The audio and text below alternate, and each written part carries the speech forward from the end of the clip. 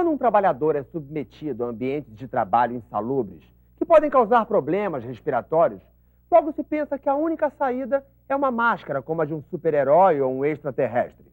Acontece que a máscara nem sempre é sinônimo de boa proteção. Vamos ver neste programa que o EPI de proteção respiratória é apenas a solução final nesses casos, porque, antes de tudo, deve-se realizar um eficiente controle na origem do problema. Mas, para início de conversa, o que é mesmo um EPI?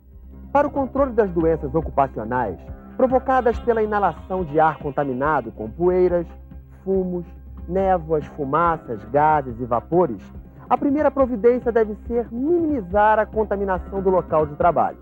Isto está de acordo com a orientação geral de se realizar o controle na origem do problema. Medidas de proteção coletiva podem e devem ser adotadas, como, por exemplo, enclausuramento, confinamento da operação, ventilação local ou geral, chegando até a substituição das substâncias usadas por outras menos tóxicas. Quando estas medidas não forem viáveis ou enquanto estão sendo implementadas ou avaliadas, devem ser usados respiradores apropriados, os EPI. NR6, norma regulamentadora número 6. Considera-se equipamento de proteção individual, EPI, todo dispositivo de uso individual, de fabricação nacional ou estrangeira, destinado a proteger a saúde e a integridade física do trabalhador. A empresa é obrigada a fornecer aos empregados gratuitamente EPI adequado ao risco e em perfeito estado de conservação e funcionamento. A Instituição Normativa número 1, criada em 11 de abril de 1994, ela estabelece alguns parâmetros legais para o uso de respiradores.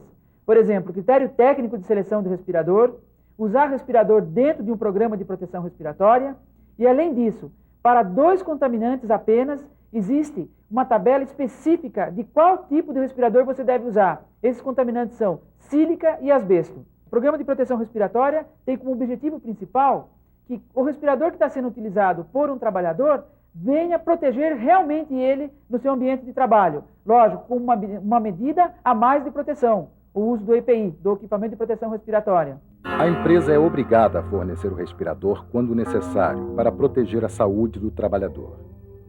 A administração do programa de proteção respiratória deve ser de responsabilidade de uma pessoa com conhecimento específico que irá realizar a medição, uma estimativa ou a informação atualizada sobre a concentração do contaminante na área de trabalho, a fim de que seja feita a seleção do respirador adequado.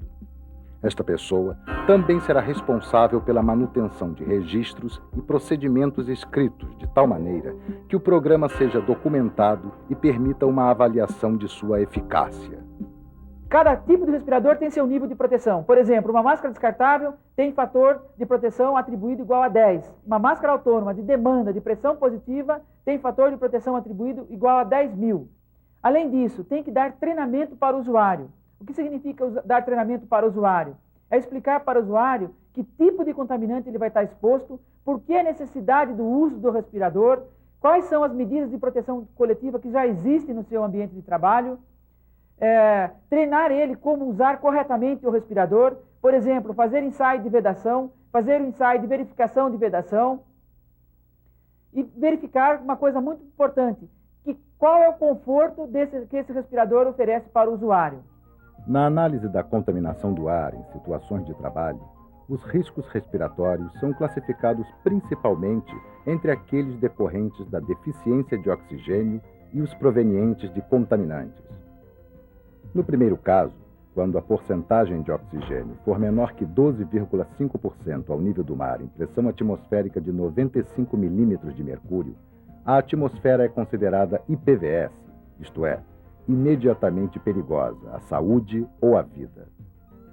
Nos chamados espaços confinados, quando a concentração de oxigênio for menor que 20,9%, este também deve ser considerado IPVS, lembrando sempre que a atmosfera normal tem uma composição de oxigênio equivalente a 21% e 79% de nitrogênio.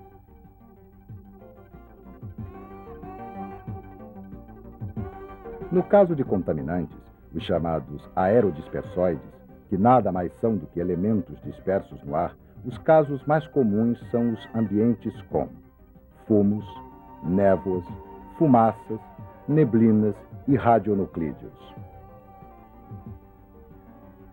O ensaio de verificação de vedação significa o quê?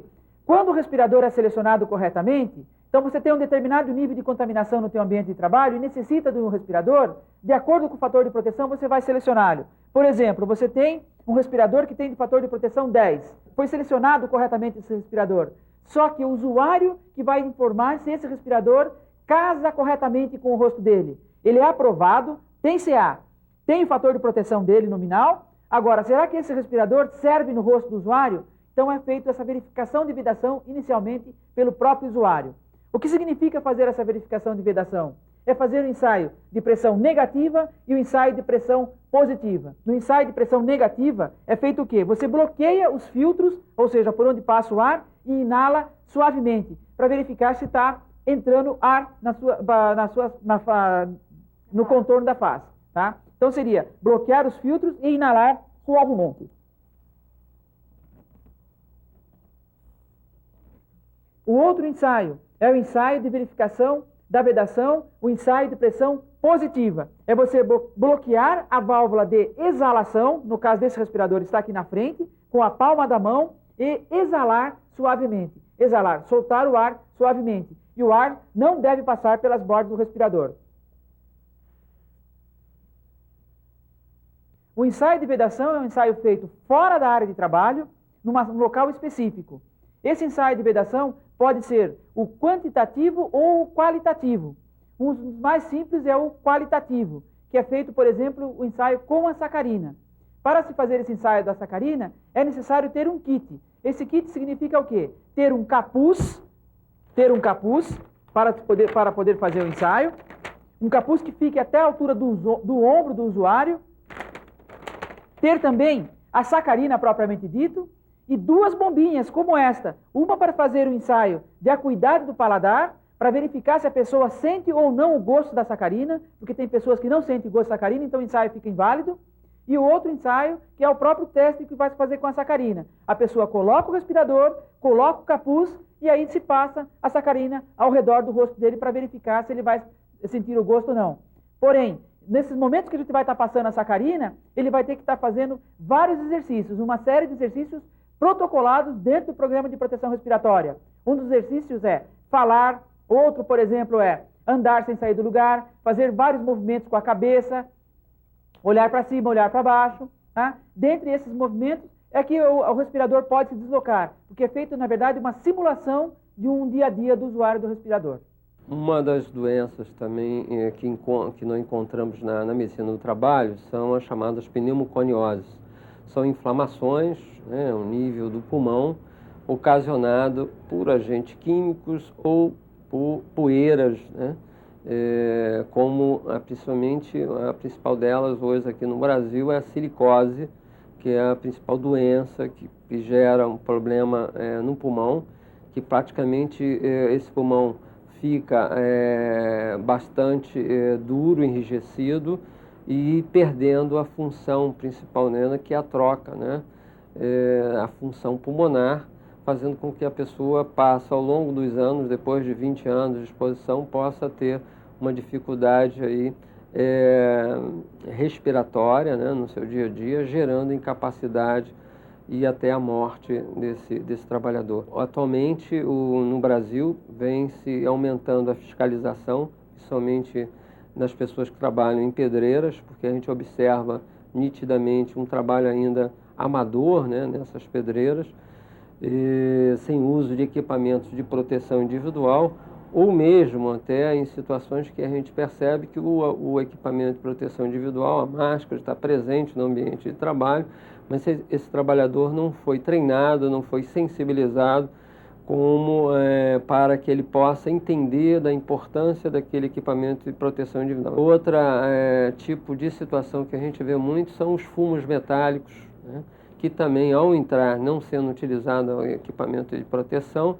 ele entra em contato também com o pulmão e causa agressões muito importantes, gerando incapacidade respiratória e fazendo com que o empregado tenha incapacidade.